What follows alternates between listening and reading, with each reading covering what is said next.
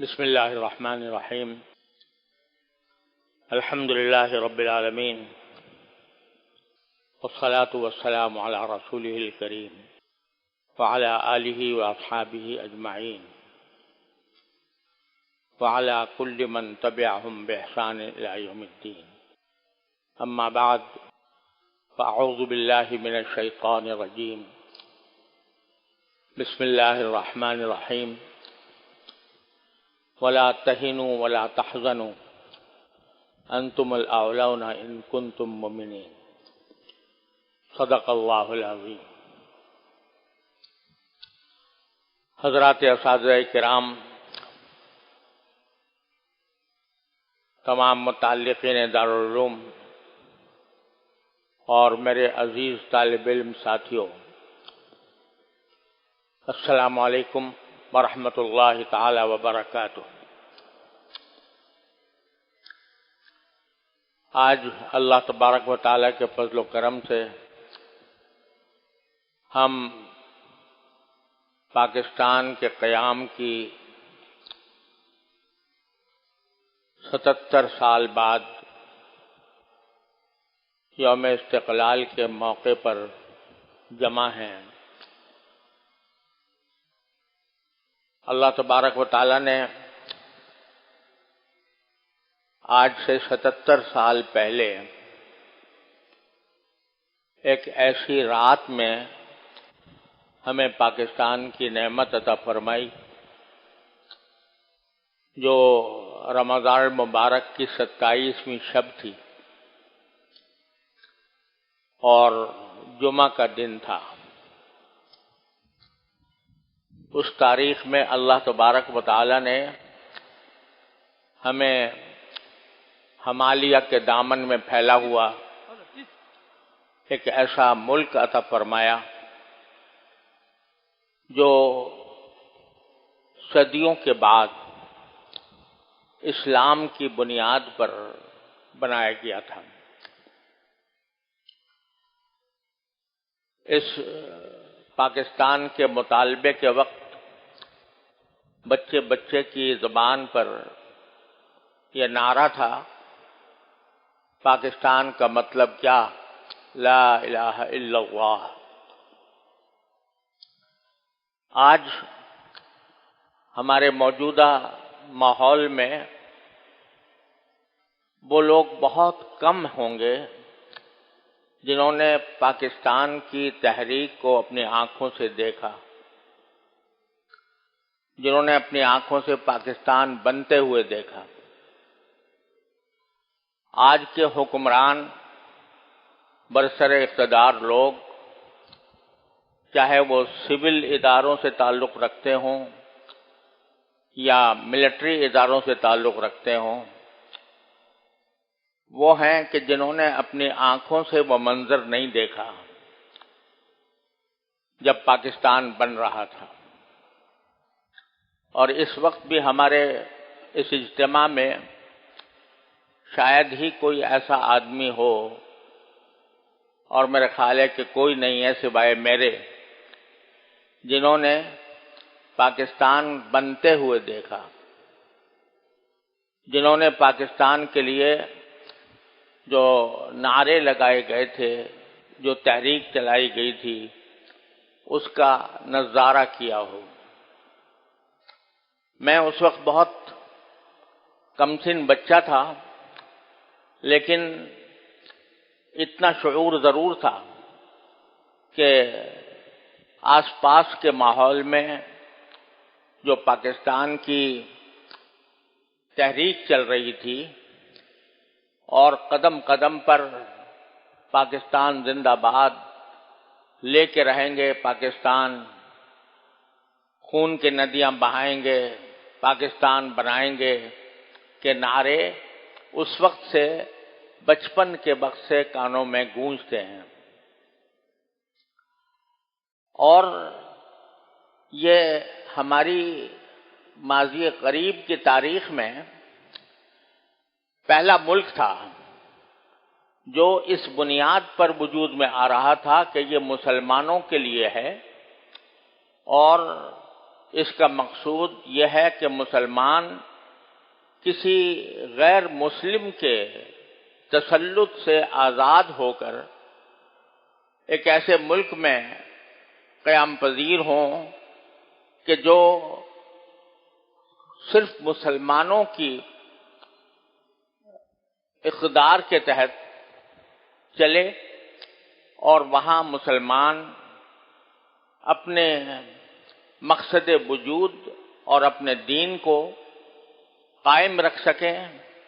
اور اس کا تحفظ کر سکیں۔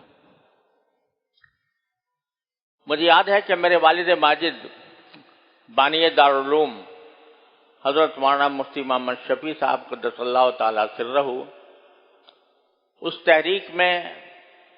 نمایاں کردار کے حامل تھے۔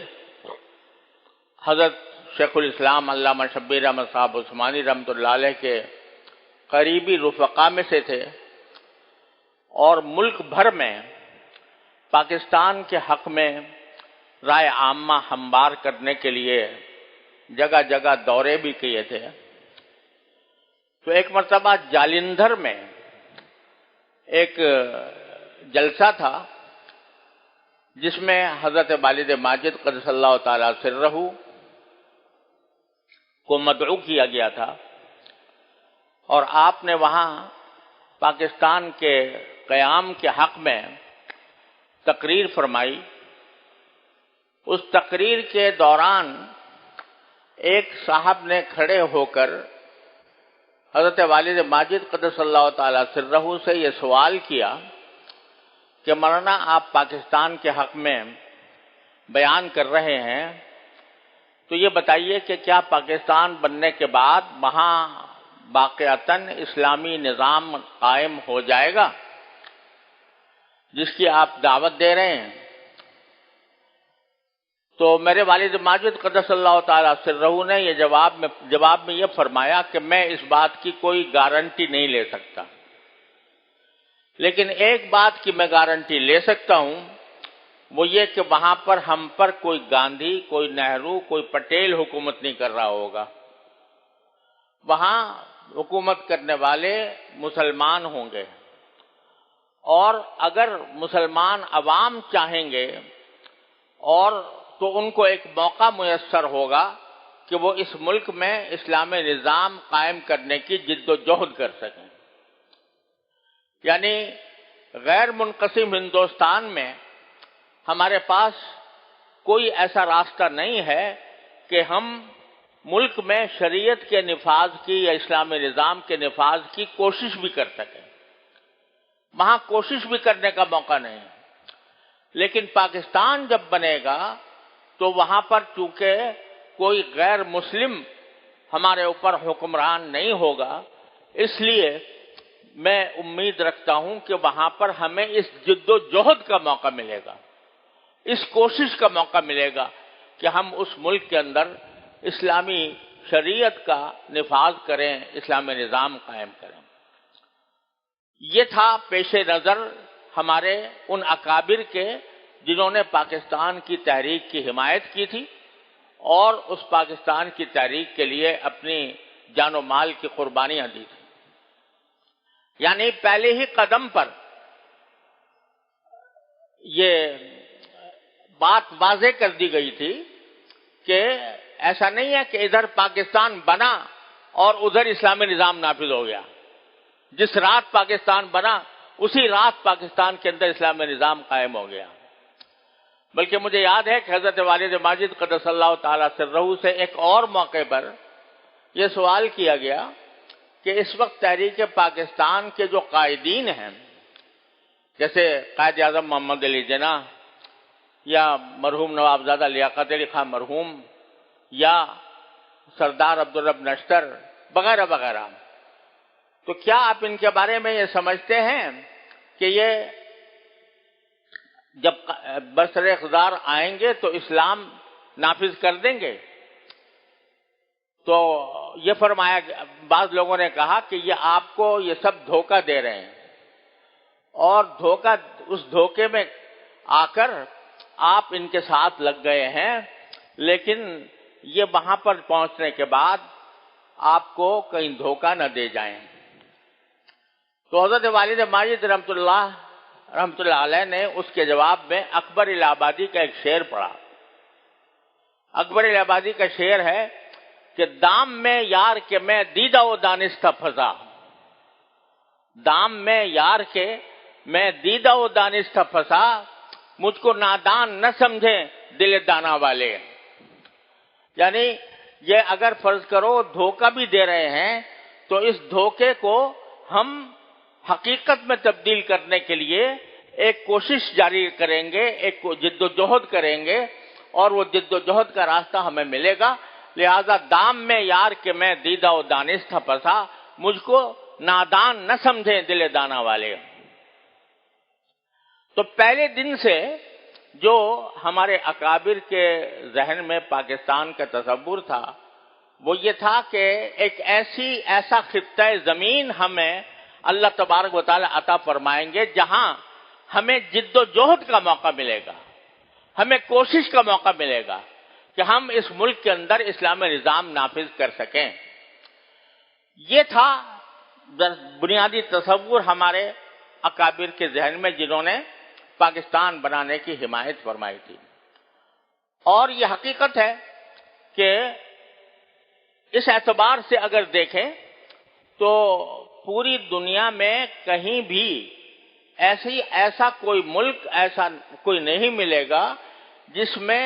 یہ تحریک پرامن انداز میں چل رہی ہو کہ یہاں پر اسلامی شریعت کا نفاذ کیا جائے۔ ساری دنیا میں کہیں بھی کسی بھی ملک میں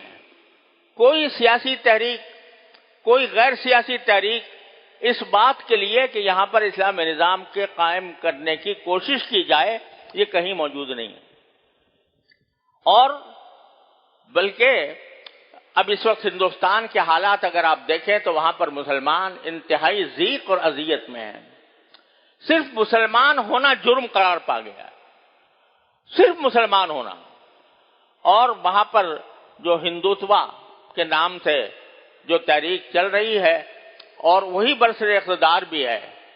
وہ صرف مسلمان ہونے کی بنیاد پر لوگوں کو مارتے ہیں، کاٹتے ہیں، ان کے ساتھ ظلم و ستم کا روا رکھتے ہیں۔ تو ان اکابر کے ذہن میں یہ منقشہ تھا کہ اگر یہ پاکستان وجود میں نہ آیا تو پورے ملک کے جو مسلمان ہیں وہ اس قسم کے ظلم و ستم کا شکار ہوں گے جس طرح کا ظلم و ستم آج ہندوستان میں روا رکھا جا رہا ہے۔ تو اس لیے انہوں نے یہ ملک قائم کیا تھا۔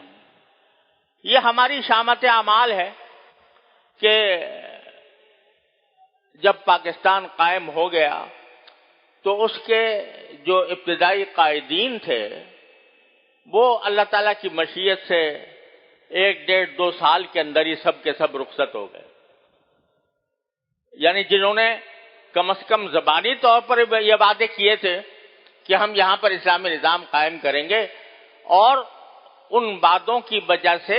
ان کو ووٹ ملے تھے، ان کی بنا پر ان کو منتخب کیا گیا تھا، اور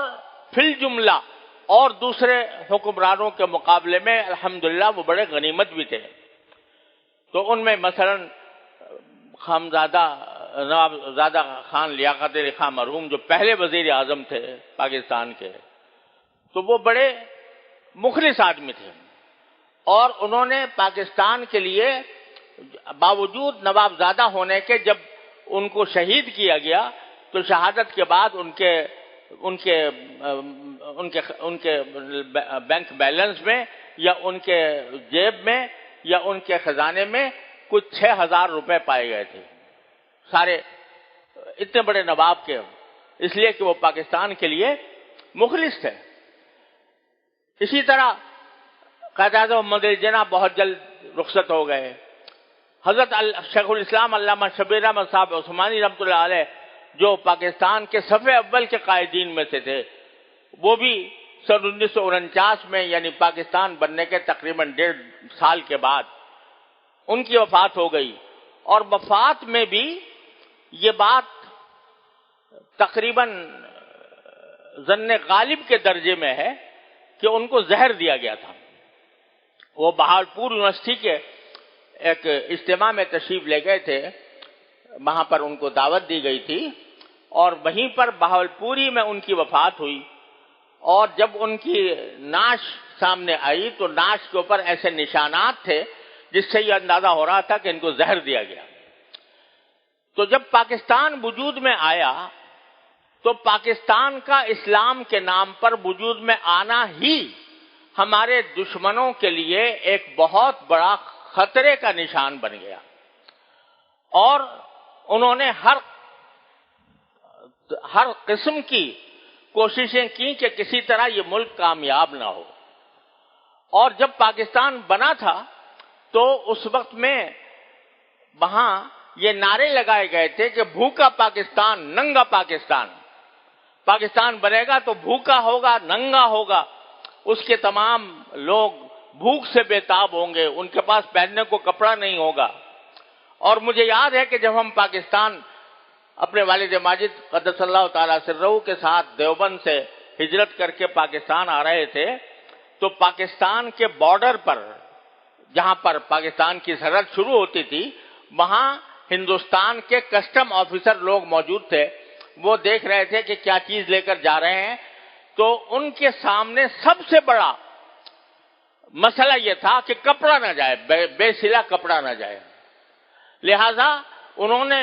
جتنے لوگوں کی کسٹم چیکنگ ہوتی تھی تو ان کے پاس اگر بغیر سلا کپڑا ہوتا تھا وہ کپڑا ضبط کر لیتے تھے کہ ہم یہ آگے نہیں جانے دیں گے، تاکہ ان کا یہ نعرہ صحیح ثابت ہو کہ بھوکا پاکستان، ننگا پاکستان، اور سارے کپڑے ضبط کرے۔ یہاں تک کہ ہمارے پاس میری والدہ صاحبہ قدس اللہ تعالیٰ سرہ کے نے اپنی ایک سینے کی مشین رکھی ہوئی تھی اور وہ لے کر آ رہی تھی سینے کی مشین، تو وہ مشین بھی ضبط کر لی تاکہ اس مشین سے کوئی کپڑا نہ سلوایا جا سکے۔ جب ہماری مشین ضبط کی گئی تو اس کا معنی یہ کہ دوسرے لوگوں کی بھی مشینیں بھی ضبط کی گئی ہوں گی، اس لیے تاکہ ہم نے جو نعرہ لگایا کہ بھوکا پاکستان، ننگا پاکستان، تو اس کو ہم حقیقت میں تبدیل کر دیں۔ اس طرح پاکستان وجود میں آیا، اور وہ منظر ہم نے دیکھا ہے، اب اس کے دیکھنے والے شاید موجود بھی نہیں رہے، کہ جب پاکستان کے سیکریٹریٹ میں لوگ دفتر میں کام کرتے تھے تو ان کے پاس وہ جو پیپر ویٹ ہوتا ہے، یعنی جس سے کہ کاغذات کو دبا کر رکھا جاتا ہے، پیپر ویٹ کے بجائے پتھر استعمال ہوتے تھے، اور وہ جو آل پن ہوتی ہے جس سے کہ ایک کاغذ کو دوسرے کاغذ سے جوڑا جاتا ہے، تو وہ آل پن کے بجائے کانٹے استعمال کیے جاتے تھے، کانٹوں سے، آل پن نہیں تھے، پیپر ویٹ نہیں تھے۔ پاکستان کے حصے میں جو اس تقسیم ملک کے نتیجے میں پاکستان کے حصے میں جو اثاثے آنے تھے، ریلیں، بسیں اور گاڑیاں، وہ ساری کی ساری ہندوستان نے قبضہ کر لی تھی، اور کوئی ہمیں نہیں دی گیا، ہمارا جو حق تھا وہ ہمیں نہیں دیا گیا تھا۔ اس حالت میں پاکستان وجود میں آیا تھا۔ تو جب سے وجود میں آیا تو اس جو ہمارے دشمنان پاکستان ہیں وہ پہلے دن سے اس کوشش میں لگے ہوئے ہیں اور مسلسل لگے ہوئے ہیں کہ اس ملک کو ختم کیا جائے، اس ملک کو فنا کیا جائے، اس ملک کو جو اسلام کے نام پر بنا ہے اس کو ایک ماضی کی داستان بنا دیا جائے۔ اس کوشش میں پہلے دن سے دشمن کام کر رہا ہے، اور آگے جا کر جب اللہ تبارک و تعالی نے پاکستان کو ایک ایٹمی طاقت بنا دیا اور دنیا نے دیکھ لیا کہ پورے عالم اسلام میں صرف ایک ملک ہے جس کے پاس ایٹمی طاقت ہے اور کسی کے پاس نہیں ہے، تو اس کے ایک اور جرم کا اضافہ ہو گیا۔ یعنی اب پاکستان کے ہمارے دشمنان پاکستان کے نزدیک پاکستان کے دو جرم ہیں جو ناقابل معافی ہیں۔ ایک جرم یہ کہ وہ اسلام کے نام پر بنا اور یہاں پر کم از کم اسلام کی نفاذ کی جد و جہد کا راستہ موجود ہے۔ یہاں علی اعلان کھڑے ہو کر ایک آدمی مطالبہ کر سکتا ہے کہ پاکستان کے اندر اسلامی نظام قائم ہو اور اس کے لیے جد و جہد کر سکتا ہے۔ اور ایک جرم تو یہ ہے، اور اس جرم کا نتیجہ یہ ہے کہ ان کے تمام خواہشات کے الرغم الحمدللہ پاکستان کے اندر ابھی تک پورا اسلامی نظام تو قائم ہونے کا ابھی نہیں ہوا اور اب وہ منزل ابھی دور نظر آ رہی ہے، لیکن بہت سارے قوانین اور بہت سارے اقدامات ایسے ہوئے ہیں جو کسی غیر مسلم ملک میں ممکن نہیں تھے اور نہ کسی اور دنیا کے کسی اور ملک کے اندر ان کا نفاذ ہوا۔ اگر آپ یہ سمجھیں کہ جس وقت یہ قادیانیوں کے غیر مسلم قرار دینے کی تاریخ چل رہی تھی اور اللہ تعالیٰ نے کچھ حصہ ہم سے بھی اس میں خدمت کی توفیق اللہ تعالیٰ نے عطا فرمائی تھی، تو جب میں اس دستور کی اس ترمیم کے بعد جس میں مسلمان کی تعریف کی گئی تھی اور جس میں قادیانیوں کو غیر مسلم قرار دیا گیا تھا، وہ جب ترمیم کرنے کے بعد جب میں کراچی آ کر ایئرپورٹ سے اترا تو ایک مشہور عالم جو پہلے سے جو ہے وہ پاکستان کے قیام کے حق میں نہیں تھے، انہوں نے مجھ سے یہ جملہ کہا کہ آج پاکستان کا صحیح فائدہ ظاہر ہوا کہ یہ کام کسی غیر مسلم حکومت میں یا انڈیا میں نہیں ہو سکتا تھا کہ غیر مسلم قادیانیوں کو غیر مسلم قرار دیا جائے۔ ابھی پہلے چند دن پہلے جو پارلیمنٹ نے قانون منظور کیا ہے توہین رسالت، توہین صحابہ، توہین اہل بیت کا، یہ وہاں پر ممکن نہیں تھا، لیکن اسی طرح کے جو حدود آرڈیننس جو ہے وہ حدود کے قوانین وہ پہلے کہیں اور پر ممکن نہیں تھے۔ تو ایک جرم تو ہمارے پاکستان کا ہمارے دشمنوں کی نگاہ میں یہ ہے کہ اسلام کے نام پر بنا اور اسلام کی جد و جہد کے لیے، اسلام کو نافذ کرنے کی جد و جہد کے لیے جتنا میدان پاکستان میں موجود ہے وہ اور دنیا کے کسی ملک میں نہیں ہے۔ وہاں اگر کوئی کھڑا ہو کر کسی بھی ملک میں کھڑا ہو کر یہ کہے کہ بھئی یہ جو نظام چل رہا ہے یہ غلط ہے، اس کو بدل کر ہم اسلامی نظام لے کر آئیں، اس کا راستہ صرف جیل ہے، اس کا جواب صرف جیل ہے۔ الحمدللہ پاکستان کے اندر ہمیں ابھی یہ قدرت حاصل ہے، یہ موقع حاصل ہے کہ ہم اس جد و جہد کا دامن نہ چھوڑیں۔ اور دوسرا جرم یہ ہو گیا کہ ہم ایٹمی طاقت بن گئے اور ایک عالم اسلام کے پاس پاکستان کی شکل میں ایک ایٹمی طاقت وجود میں آ گئی۔ یہ دو جرم ایسے ہیں جس کی وجہ سے ہمارے اوپر دشمنوں کی سازشوں کی یلغار ہے، چاروں طرف سے ہمیں دبانے کی، مٹانے کی، ہمارے درمیان تفرقہ پیدا کرنے کی، ہمیں توڑنے کی، ہمیں جھنجھوڑنے کی کوششیں ہو رہی ہیں اور مختلف طریقوں سے ہو رہی ہیں۔ ایسے حکمران ہم پر مسلط کیے جا رہے ہیں کہ جو ہمیں اس مقصد سے دور لے جائیں۔ ایسی سازشیں کی جا رہی ہیں جس کے ذریعے قوم تقسیم ہو کر رہ جائے، قوم میں اتحاد پیدا نہ ہو۔ اب اتفاق سے آج ہم 14 اگست کی تقریب ایسے موقع پر منا رہے ہیں جبکہ پاکستان طرح طرح کے بحرانوں کا شکار ہے۔ سیاسی بحران الگ ہے، اقتصادی بحران الگ ہے، ہمیں قرضوں کے اندر اس طرح جکڑ دیا گیا ہے کہ ہماری اپنا وجود جو ہے یہ رہن رکھا ہوا ہے غیر ملکی طاقتوں کے آگے۔ اتنے قرضوں میں ہمیں جکڑ دیا گیا۔ ایک ایسا ملک جس کے پاس بے شمار وسائل ہیں، جس کے پاس پہاڑ ہیں، جس کے پاس دریا ہیں، جس کے پاس سمندر ہیں، جس کے پاس صحرا ہیں، جس کے پاس نباتات ہیں، جس کے پاس جنگلات ہیں، سارے قدرتی وسائل اللہ تعالی نے عطا فرمائے ہیں، لیکن اس کے باوجود ہم قرضوں میں جکڑے ہوئے ہیں اور اس قرضوں کی جکڑ بند کی وجہ سے ہم اپنے اصل مقاصد کی طرف بڑھنے کے لیے معذور ہو رہے ہیں کہ ہم در حقیقت ایک طرح سے غلام بنے ہوئے ہیں اپنے قرض دینے والوں کو۔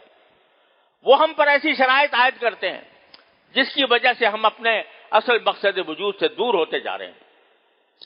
یہ صورتحال ہے جس سے کہ آج ملک میں تقریباً ہر شخص پریشان ہے، اور بسا اوقات مایوسی کی حد تک پریشانی بڑھ جاتی ہے. لوگ مایوس ہو رہے ہیں،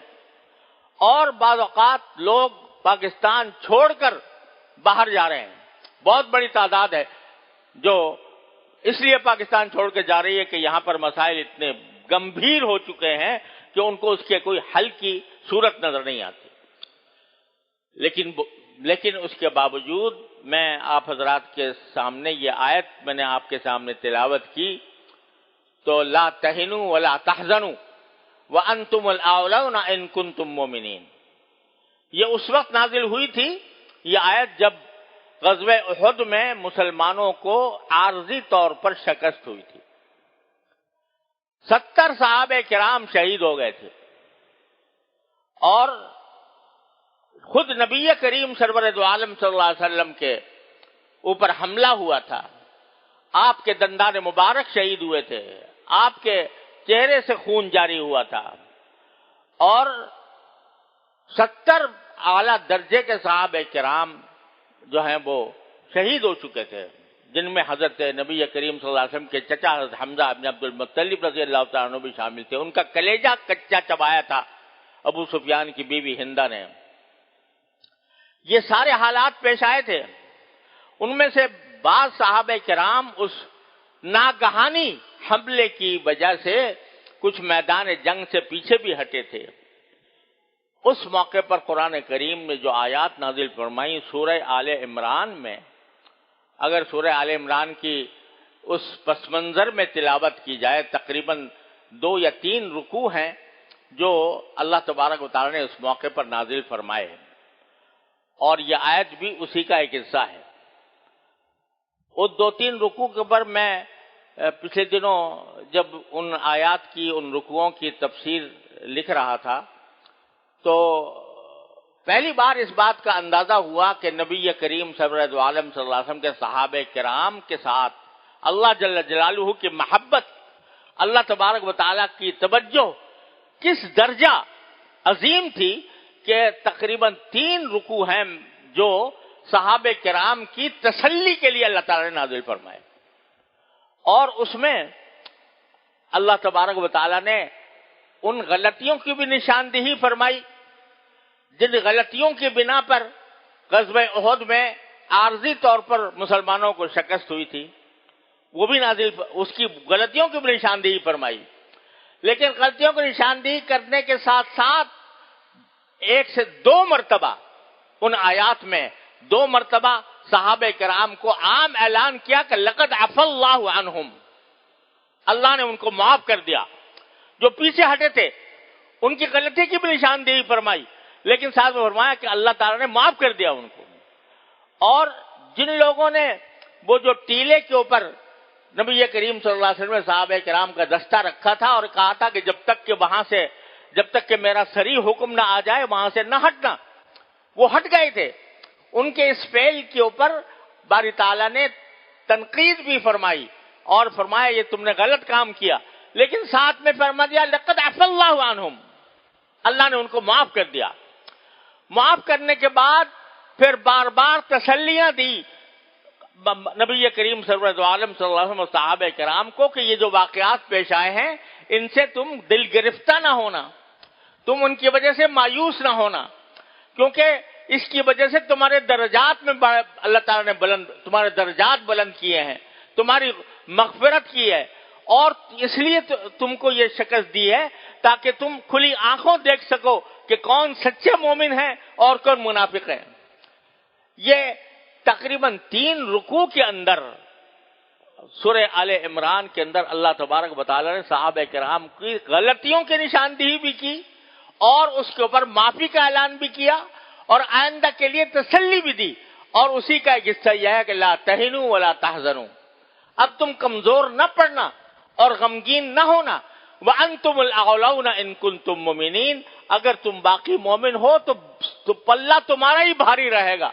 کلمہ تمہارا ہی بلند رہے گا، تم آگے بڑھو گے انشاءاللہ. یہ محض جو قرآن کریم نے سورہ آل عمران میں غزوہ احد کے بارے میں جو کچھ بیان فرمایا یہ محض ایک تاریخ اور داستان نہیں ہے، یہ سبق ہے ہر آنے والی مسلمان قوم کے لیے کہ مسلمان قوم کے اوپر طرح طرح کے بحران آتے ہیں اور وہ کمزور پڑتے ہیں، مایوس ہونے لگتے ہیں، غمگین ہو جاتے ہیں، لیکن اللہ تبارک و تعالی قرآن کریم میں فرماتے ہیں کہ کمزور نہ پڑو اور غمگین نہ ہو، بس ایک کام کر لو کہ ان کنتم مومنین کی جو شرط ہے اس کو پورا کر لو، وہ پورا کر لو گے تو انتم الاعلون، تمہارا انجام یہ ہوگا کہ تم ہی سر بلند ہوگے اور تمہارے دشمنوں کی سازشیں ناکام ہوں گی، تمہارے دشمنوں کی سازشیں ختم ہو جائیں گی، فنا ہو جائیں گی اللہ تعالیٰ کی قدرت سے، اس کی حکمت سے۔ لہذا یہ وقت ہر شخص کی زبان پر ہے کہ بھئی پاکستان کہاں پہنچ گیا، پاکستان کہاں پہنچ گیا، ہر شخص کی زبان پر ہے کہ ہم کتنے بحرانوں کا شکار ہو گئے ہیں، ہم سیاسی طور پر تقسیم ہو چکے ہیں، قرضوں کے اندر ہمارا بال بندھا ہوا ہے، ہم پوری قوم مقروض ہے اور اقتصادی بدحالی کا شکار ہے۔ یہ سارے اور دشمنوں کی طرف سے سازشوں کا سلسلہ ہے، خود ہمارے اندر سے دہشت گردی کا ایک طوفان کھڑا ہوا ہے اور نہ جانے کس کس طرح کی سازشیں ہمارے خلاف چل رہی ہیں۔ بے شک یہ سب کچھ اپنی جگہ ہے، لیکن ان کنتم مومنین، یہ اگر شرط ہم پوری کر دیں اور وہ اس کا راستہ یہ ہے کہ مایوس ہونے کے بجائے دو کام کریں تو یہ نشیب و فراز قوموں کی زندگی میں آتے بھی ہیں اور جاتے بھی ہیں، نشیب و فراز آیا کرتے ہیں قوموں کی زندگی میں، لیکن اگر اس قوم کے افراد صرف حکمرانوں پر منحصر نہیں ہے بلکہ قوم کے افراد دو کام کر لیں، ایک یہ کہ ہر شخص اب جس جگہ ہے اور جو اس کے فرائض منصبی ہیں ان کو وہ اپنا ادا کرنے کا اہتمام کر لے۔ میں جہاں پر بھی ہوں، جس جگہ پر بھی ہوں، جو فرائض اللہ تعالیٰ نے میرے ذمہ عائد کیے ہیں میں وہ فرائض دیانتداری کے ساتھ، امانت داری کے ساتھ میں ادا کرتا رہوں، اور دوسرے میں اللہ سے مانگتا رہوں، اللہ سے دعا کرتا رہوں، یا اللہ ان مصائب کو دور کرنے والے صرف آپ ہیں، آپ کے سوا کوئی ان مصائب کو دور نہیں کر سکتا، اے اللہ اپنے فضل و کرم سے ہماری یہ مصائب دور فرما دیجئے، ہمیں ان بحرانوں سے نکال دیجئے۔ دو کام کر لے یہ قوم، ایک جس کا فرض منصبی ہے وہ امانت کے ساتھ، دیانت کے ساتھ، اللہ اخلاص کے ساتھ وہ اپنا ادا کرتا رہے، اور دوسری طرف اللہ تعالیٰ سے مانگتا رہے، دعا کرتا رہے کہ یا اللہ یہ ملک آپ نے ہمیں اپنی رحمت سے عطا فرمایا تھا، ہم نے اپنی بدعمالیوں سے اس کو خراب کر دیا ہے، اے اللہ اپنے فضل و کرم سے ہم سے اس عذاب کو اور ہم سے اس مایوسی کو دور فرما دیجئے اور حالات درست فرما دیجئے۔ اگر ساری قوم اس کا اہتمام کر لے تو پھر انشاءاللہ انتم الاعلون کا مظاہرہ ہوگا اور ضرور ہوگا انشاءاللہ۔ آپ ہم سب ذرا اپنے گریبان میں منہ ڈال کر دیکھیں کہ شکوے تو ہم بہت کر رہے ہیں اور مایوسی کا اظہار بھی ہر مجلس میں ہو رہا ہے، حالت خراب ہو گئی، بحران آ گیا، اقتصادی طور پر کمزور ہیں، سیاسی طور پر تقسیم ہیں، فلاں نے یہ کر دیا، فلاں نے یہ کر دیا، ان کے اوپر سارے اتہامات بھی ہیں، لیکن کتنے آدمی ہیں جو رات کو بیٹھ کر اللہ تعالیٰ سے دعا کرتے ہوں کہ یا اللہ ہم اس مصیبت میں پھنس گئے، اپنی رحمت سے ہمیں اس مصیبت سے نکال دیجیے۔ کتنے آدمی ہیں جو ایسا کرتے ہوں؟ نبی کریم صلی اللہ علیہ وسلم نے دعا سکھائی، اللہم ضع فی ارضنا برکتها وزینتها وسکنها ولا تحرمنا برکت ما اعطیتنا،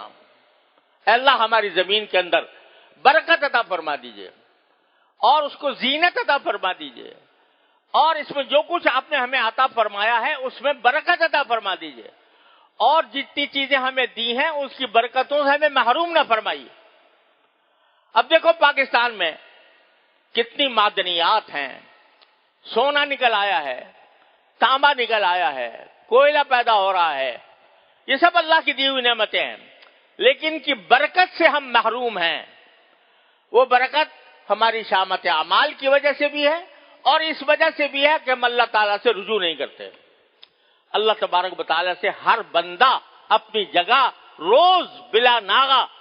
اللہ تعالیٰ کی بارگاہ میں یہ دعا کیا کرے، یا اللہ آپ نے یہ نعمت ہمیں عطا فرمائی ہے، اس نعمت کو ہم صحیح طریقے سے استعمال نہیں کر سکے، اس سے فائدہ نہیں اٹھا سکے، اس کا وبال ہم پر مسلط ہے، اے اللہ اپنی رحمت سے یہ وبال ہم سے دور فرما دیجیے۔ اگر ہر مسلمان، ہر پاکستانی اپنی جگہ پر رہ کر روز اللہ تعالیٰ سے مانگے، کوئی دن خالی نہ جائے، تو اللہ تعالیٰ کو کیا کچھ عناد ہے ہم سے کہ وہ ہماری دعائیں قبول نہ کریں اور ہمیں انہی حالات میں چھوڑے رکھیں۔ دشمن ہزار کوششیں کیا کرے، سازشیں کیا کرے، لیکن وہ سازشیں اللہ تبارک و تعالیٰ کے آگے پرے کاہ کی حیثیت نہیں رکھتی۔ میں عقید قیدن و عقید قیدا، وہ قید کرتے رہیں گے، لیکن اللہ تبارک و تعالیٰ کا جو تدبیر ہے وہ سب پر غالب ہے۔ لہذا دو کام کا اہتمام اگر یہ قوم کر لے، ایک، ہر شخص اپنے فریضہ منصبی کو دیانت، امانت، اخلاص کے ساتھ ادا کرے، اور دوسرے اللہ تعالیٰ سے رجوع کا دامن نہ چھوڑے، ہر روز بلا ناغہ اللہ تبارک و تعالیٰ سے ہر نماز میں دعا مانگے اللہ تبارک و تعالیٰ کی بارگاہ میں کہ اللہ ہمیں اس سے نکال دیجئے، تو انشاءاللہ یہ سارے بادل چھٹ جائیں گے، اور چھٹنے کے بعد انشاءاللہ پاکستان اپنے اصل مقصد وجود کی طرف بڑھے گا، اور یہ بہت سے شہداء کی قربانیوں کے نتیجے میں آیا ہے، وجود میں آیا ہے، انشاءاللہ وہ قربانیاں رائے گاں نہیں جائیں گی، اور اگر ہم اپنے کام میں پختہ ہو گئے، وَأَنْتُمُ الْأَعْلَوْنَ إِن كُنتُم مُؤْمِنِينَ۔ اللہ تبارک و تعالیٰ اپنے فضل و کرم سے، اپنے رحمت سے ہمیں اس کی توفیق عطا فرمائے۔